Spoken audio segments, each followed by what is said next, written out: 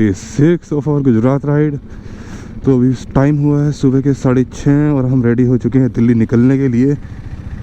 अभी यहाँ से दिल्ली बचा है अप्रोक्सीमेटली 650 किलोमीटर्स।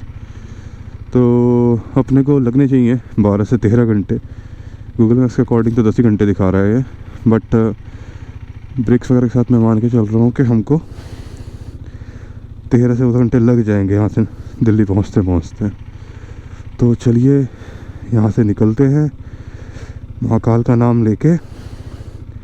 महाकाल हमारी राइड को सेफ बनाए। गियर अप हो चुका है। एक्चुअली रात रुकने का रीज़न एक और भी था कि मेरे गैजेट्स जो हैं वो डाउन हो चुके थे। गोप्रो, मोबाइल, हमारा ब्लूटूथ, इंटरकॉम। तो फिर मुझे एक ये भी लगा कि सारे गैजेट्स हो चुके हैं डाउन। अगर मैं रात को बिना गैजेट से ड्राइव करता हूँ तो सेफ़ नहीं होगा, बिकॉज आगे होटल ना मिले और अपने को मैप भी लगाना ही पड़ रहा है इस रूट पे। तो इसलिए फिर मैंने रुकने का प्लान किया। I mean it is one of the reason. ठंड भी हो चुकी थी, ठंड तो अभी भी है, क्योंकि अब जैसे जैसे हम दिल्ली की तरफ को चलेंगे वैसे वैसे ठंड बढ़नी शुरू हो जाएगी और अपने को दिन में भी ठंड लगेगी, क्योंकि ये चल रहा है दिसंबर का एंड। तो निकलते हैं यहाँ से और बाकी कोशिश रहेगी कि कम से कम 4 घंटे में 300 किलोमीटर, या फिर 4 घंटे में 300 तो नहीं हो पाएगा, बट एटलीस्ट 4 घंटे में 250 किलोमीटर के अप्रॉक्स तो खींच ही दूँ मैं बाइक। क्योंकि अर्ली मॉर्निंग का टाइम है, जितना ज़्यादा खींच दूँगा उतना अपने को आगे के लिए बेनिफिट मिलेगा। क्योंकि फिर जैसे जैसे दिल्ली की तरफ जाएंगे तो अपना ट्रैफिक भी बढ़ ही जाएगा। तो बाकी निकलते हैं यहाँ से। पेट्रोल अभी बाइक में फुल है, क्योंकि रुकने से पहले ही मैंने फ्यूल अप कराया था।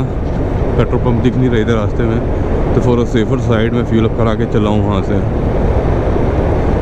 और फिर अर्ली मॉर्निंग का इशू ये भी है कि most of the petrol pumps early morning बंद होते हैं, वो खुले ही नहीं होते हैं। तो उसकी वजह से फिर आपको लेट निकलना पड़ता, क्योंकि फ्यूल अप तो कराना इम्पॉर्टेंट है, बिना उसके तो बाइक ही नहीं चलेगी।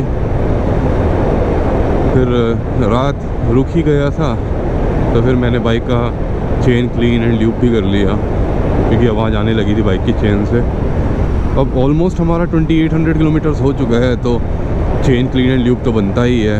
इतने में 3 बार हो जाना चाहिए था कम से कम, बट मैंने एक बार उदयपुर में रुक के किया था। उसके बाद फिर मुझे नीड फील हुई नहीं, क्योंकि धूल वगैरह ऐसा थी नहीं हाईवे पे, तो बाइक मैंने चलाई। अभी हल्की हल्की आवाज़ आने लगी, तो फिर मैंने finally chain lube and clean कर लिया। तो अपनी बाइक भी रेडी है चलने के लिए, हम भी रेडी हैं, निकल पड़े हैं अपना यहाँ से। अब आगे एक बड़ा शहर आएगा शिवपुरी, जो कि है 350 किलोमीटर, और उसके बाद फिर ग्वालियर, वहाँ से बचेगा 50 किलोमीटर। तो अपना जो पहला ब्रेक हम लेंगे वो यहाँ से 200 किलोमीटर के बाद लेंगे। कुछ ब्रेकफास्ट वगैरह करेंगे अच्छे से 200-250 किलोमीटर के बाद, और फिर अपना कंटिन्यू करेंगे दिल्ली के लिए। I know you're scared, you wanna hide away sometimes. I know you hurt from everyone telling you lies. I bet you just wanna lose your mind. I know you hurt, I know you hurt. Let it out, just feel it. Let it out, cry it all out to me. When you're down, when your heart stops beating, you got me, you always got me.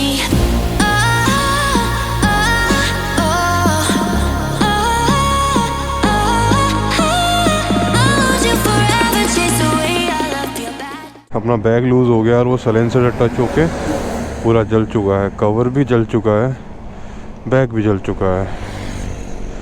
I hope आप लोगों को दिख रहा होगा। और इसमें से आएगा सामान भी निकल गया है, देखना पड़ेगा। हाँ, इस नहीं सामान नहीं निकला है, सामान तो बच गया है, पर ये पूरा बैग जल चुका है।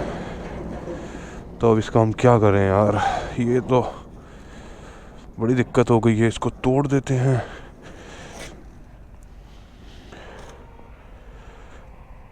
ये हुआ कैसे है ये समझ में नहीं आ रहा है।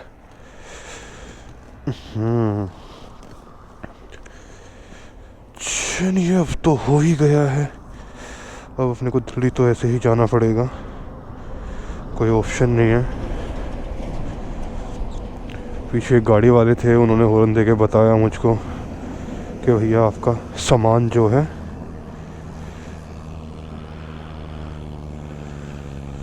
अब क्या करें इसका।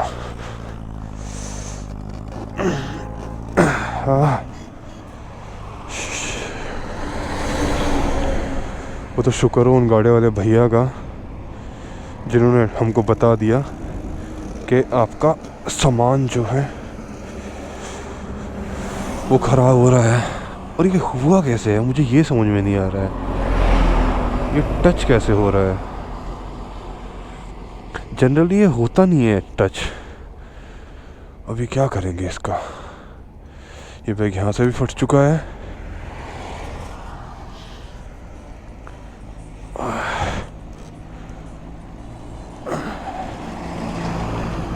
ओके, पहले मुझे लगा था इसे कवर गया है और ये टायर में हट रहा था एक्चुअली।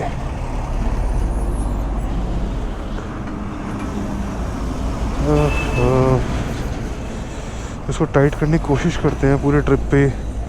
ये कहीं दिक्कत नहीं हुई, अभी दिक्कत हुई है।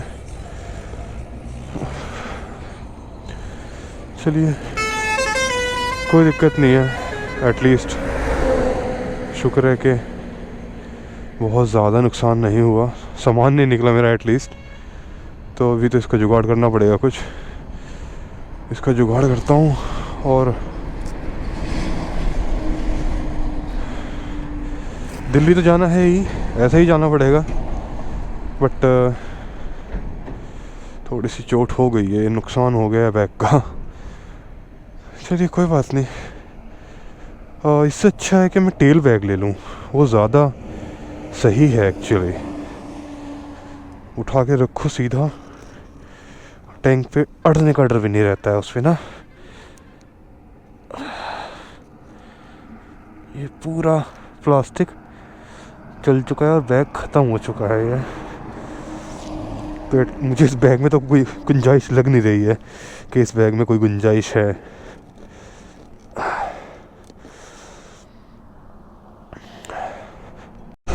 तो अभी फ़िलहाल इसको मैनेज कर दिया है। ये बैग तो ख़त्म हो ही गया है, बट अभी साइलेंसर में और बैग में जगह है। तो अभी दिल्ली बचा है अपना, यहाँ से करीबन 450 किलोमीटर। मैं 150 किलोमीटर आ चुका हूँ सुबह जहाँ से चला था वहाँ से। और अपना तो धीरे धीरे ही चलना पड़ेगा, कोई ऑप्शन ही नहीं है। चलिए चलते हैं, बीच बीच में इसमें ध्यान देते रहेंगे। टाइम हो गया है 8 और थोड़ा सा पूरे ट्रिप पे ही अकेली दिक्कत रही मेरे साथ में। मतलब पूरी ट्रिप पे कोई दिक्कत हुई नहीं किसी चीज़ के साथ में, लेकिन अब ये बैग चला गया। चलिए कोई बात नहीं, जो नुकसान हुआ उसका क्या ही कर सकते हैं। जो मिला वो अपना, जो नहीं मिला कोई बात नहीं है। तो टच नहीं था साइलेंसर से, बट फिर ये जला कैसे मुझे यही समझ में नहीं आ रहा है। मतलब साइलेंसर आग फेंक रहा था क्या, तभी इतना डैमेज हो सकता है। वरना इतना डैमेज टच से तो डैमेज नहीं होगा, टच से पिघल सकता है, लेकिन वो जल चुका है पूरा। एक काम करते हैं, कहीं रुक के एक बार इंजन ऑयल चेक कराते हैं। ऐसा तो नहीं है कि इंजन बहुत ज़्यादा हीट हो रहा है और साइलेंसर तो इसलिए आग निकल रही है। तो कोई वर्कशॉप ढूंढता हूँ फ़िलहाल और चेक करते हैं कि बाइक में इंजन ऑयल की तो कमी नहीं है। वैसे इंजन ऑयल की अगर कमी होती बाइक में तो इसका इंडिकेटर आ जाता है इंजन ऑयल का ना, या हीट का इंडिकेटर आ जाता है कि आपकी बाइक हीट कर रही है। अगर मैं देखूँ यहाँ पे टेम्परेचर जो है नॉर्मल दिखा रहा है इंजन का, तो साइलेंसर आग फेंक रहा है मतलब। But still for a safer side एक बार मैं चेक करा लेता हूँ इंजन ऑयल भी, तो एटलीस्ट डाउटफुल नहीं रहूँगा। अभी मेरा 450 किलोमीटर बचा है और मैं उसमें कोई रिस्क ले नहीं सकता हूँ।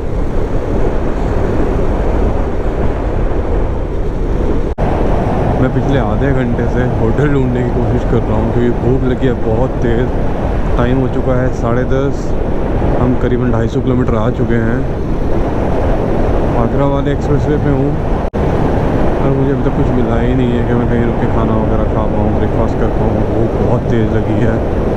अभी आ गया टोल प्लाजा और देखता हूँ यहाँ पे कोई अच्छा होटल मिलता है खाने वाने के लिए या नहीं। अगर नहीं मिला तो फिर हम चाय वगैरह पियेंगे और अपनी राइड को फिर कंटिन्यू ही करना पड़ेगा जब तक अच्छा होटल नहीं मिलता है।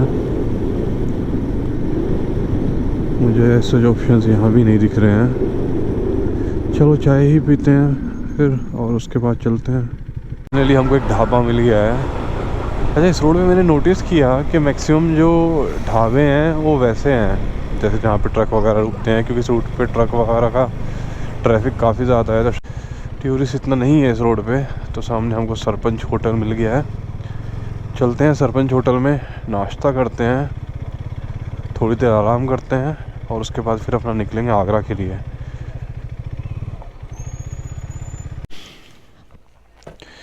तो अपना ब्रेकफास्ट हो चुका है, हमने यहाँ पे ब्रेक लिया है आधे घंटे का और अभी निकलते हैं यहाँ से। जब से बैग जला है ना तब से थोड़ा सा स्लो ही चल रहा हूँ मैं, बिकॉज़ अभी सामान रखा हुआ है बैग में, सामान नहीं जला है, but I can't take risk के सामान जल जाए, क्योंकि अब उसमें बिल्कुल पतली सी लेयर बची है नीचे ना बैग में। अगर वो लेयर भी गई तो इसमें से सारा सामान निकल जाएगा, इसलिए तब से मैं थोड़ा आराम से ही चल रहा हूँ। पूरा 5 दिन के ट्रिप पे कोई दिक्कत नहीं हुई और ये लास्ट डे आके बैग की भसड़ हो गई है। आगरा यहाँ से बचा है अप्रॉक्स 4 घंटे का रास्ता। सरप्राइजिंगली एक चीज़ बहुत वियर्ड लगी मुझे इस ट्रिप पे कि today is my 6th day और मुझे अब तक एक भी राइडर नहीं मिला है। पहले हम क्रूज़ कर रहे थे 120-125 के आसपास, जब तक बैग में इशू नहीं था, और जब से बैग में इशू आया है तब से मेरा क्रूजिंग हो गया है 80-90। तो अब अपने को थोड़ा ज़्यादा टाइम लगेगा बिकॉज़ रोड तो अच्छा है, बट ये बैग का इशू है तो कुछ नहीं कर सकते हैं इसमें। अब दिल्ली तक तो जाना ही पड़ेगा ऐसे ही। बट एक चीज़ फॉर श्योर है कि मैं आगे से टेल बैग यूज़ करूँगा, that is far more better. कम से कम ये साइड में लगने का जलने का इशू तो नहीं होगा, उसमें पीछे रखा रहेगा बंजी से बांध के। बट टॉप बॉक्स के साथ में इशू है कि जब आप ऑफ रोड करते हो या रास्ते ख़राब होते हैं तो उसके टूटने का डर होता है। सैडल बैग के साथ में इशू है कि अगर आपके साइलेंसर के आसपास है सैडल बैग और आप क्रूज़ हाई स्पीड पे कर रहे हो तो जल जाता है, जैसे अभी मेरा बैग जल चुका है पूरा। तो now I will be switching to tail bag only. तो चलते हैं 80-90 क्रूज़ करते हैं ताकि जो लास्ट लेयर बची हुई है बैग की वो ना जले और अपना सामान बच जाए। 140 के आसपास पहुँचती है तो बोलती है कि फायर है। मैं लिटरली फायर है कि बैग ही जला दिया है। बट अब तो ऐसे ही काम चलाना पड़ेगा। चलते हैं अपना वापस घर के लिए, सेफ पहुंच जाएं हम।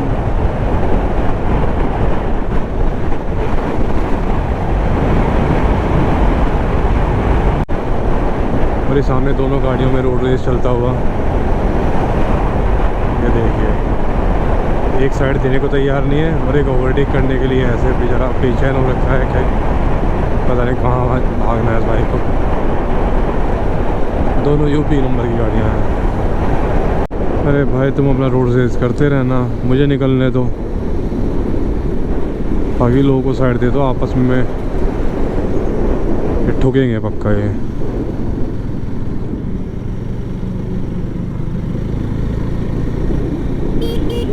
चाय वगैरह पिए यहाँ पे, पूछा है ये कौन सी जगह है।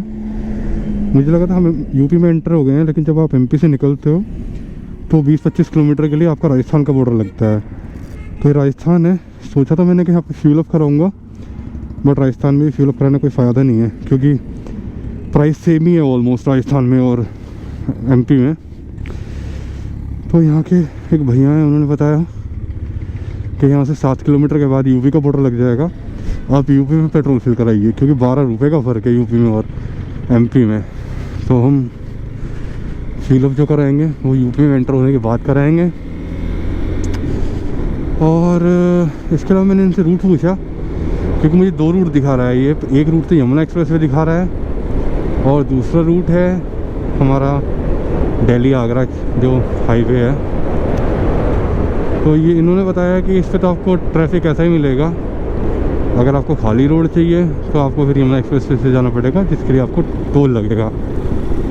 तो अपना यही है कि टोल का तो इशू नहीं है, टोल तो चलेगा, बट एटलीस्ट रोड खाली होना चाहिए। तो क्या है कि थकान ज़्यादा होती नहीं है उस ड्राइविंग में ना। अब इसमें टाइम तो उतना ही लगना है, लेकिन आप लोगों को ट्रैफिक दिख ही रहा होगा कि ट्रैफिक सही है यहाँ पे, मतलब ज़बरदस्त ट्रैफिक है। अगर ऐसा ही ट्रैफिक 250 किलोमीटर तक मिलेगा तो फिर वो ड्राइविंग में मज़ा नहीं आएगा। तो इसलिए अपन चलेंगे यमुना एक्सप्रेस वे से। टाइम सेम ही है ऑलमोस्ट, बट एटलीस्ट ट्रैफिक नहीं मिलेगा। 2-4 किलोमीटर का फ़र्क है, वो मैनेजेबल है। तो फिर चलते हैं, बाइक को फ्यूल अप कराते हैं और अपना यमुना एक्सप्रेस वे लेते हैं। नॉर्मली अवेलेबल जो था वो एक्स्ट्रा प्रीमियम था, हमको नॉर्मल डलवाना था, तो उन्होंने मैनेज कर दिया। चलिए, थैंक यू भैया। एक्सप्रेस वे पे और यहाँ पे टोल देना पड़ेगा हमको। तो बाइक का जो टोल है यहाँ पे वो है 85 मथुरा का है, पलवल का 175 है एंड ग्रेटर नोएडा के लिए 245 रुपीज़। तो चलिए टोल पे करते हैं और चलते हैं यहाँ से। तो मुझे लगता है टोल पे करना इज़ फाइन, बट एटलीस्ट ये है कि आपको ट्रैफिक तो नहीं मिलेगा, आप इजीली जा सकते हो, वरना उतना ही टाइम वेस्ट हो जाता है ट्रैफिक की वजह से ना। और यह जो कार का टोल है वो 485 है ग्रेटर नोएडा तक के लिए, 345 हमारा पलवल तक का है एंड 165 मथुरा तक का है। यहाँ से ऑलमोस्ट 170-175 बचा होगा अभी नोएडा। तो अप्रॉक्सीमेटली 2 घंटे का रास्ता है। अभी टाइम हो रहा है 3:30, तो हम 5:30 या 6 बजे तक पहुँच जाएंगे।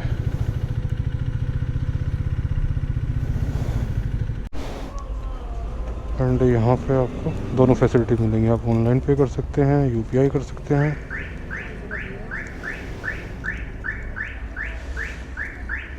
तो हमारा टोल लगा है 245 रुपये। इस स्लिप को संभाल के रखना होगा क्योंकि एग्ज़िट के टाइम पे हमको स्लिप दिखानी होगी। और चलिए निकलते हैं यहाँ से।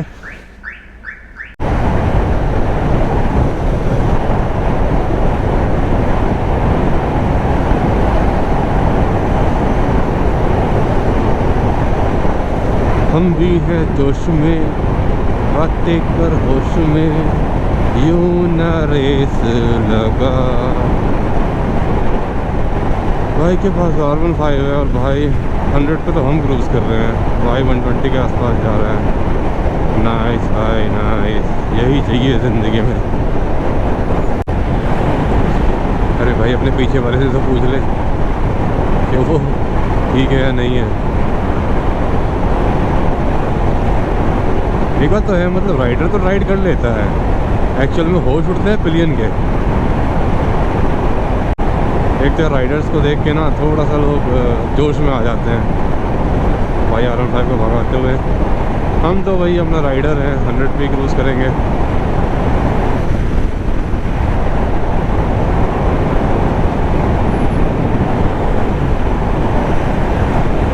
सो फाइनली हम अपने शहर नोएडा पहुंच चुके हैं। टाइम हो रहा है शाम के 6:30। हमने राइड स्टार्ट किया था सुबह 6:30 बजे और हम 6:30 बजे ही घर पहुंचने वाले हैं। तो जिसमें कि आज हमने टोटल डिस्टेंस कवर किया है 700 kilometres, which is a pretty decent distance. अभी हमने यमुना एक्सप्रेस वे लिया था और वो डिसीज़न हमारा बहुत ठीक रहा, क्योंकि आगरा से नोएडा तक एकदम साफ़ रोड था, अपने को कहीं ट्रैफिक नहीं मिला, कहीं ब्रेक लेने की ज़रूरत नहीं पड़ी अपने को। और 2 घंटे हम रेगुलर ड्राइव करते रहे। तो मैंने 1 घंटे तो वहाँ पे लिटरली क्रूज़ किया है। उसके बाद बीच में एक टी ब्रेक लिया था एंड देन अगेन 1 घंटे वापस से क्रूज़ किया है। तो मज़ा आया, डिसीज़न हमारा बिल्कुल ठीक रहा। अगर हम आगरा से दिल्ली वाला एक्सप्रेस वे लेते तो हमको टाइम लग जाता, क्योंकि वीकेंड है, वीकेंड रश होगा एंड डिस्टेंस ऑलमोस्ट सेम था, बट टाइम हमको ज़्यादा लगता। तो मैं मान के चल रहा हूँ कि 1 से 1.5 घंटा हमको वहाँ पे एक्स्ट्रा लग जाता।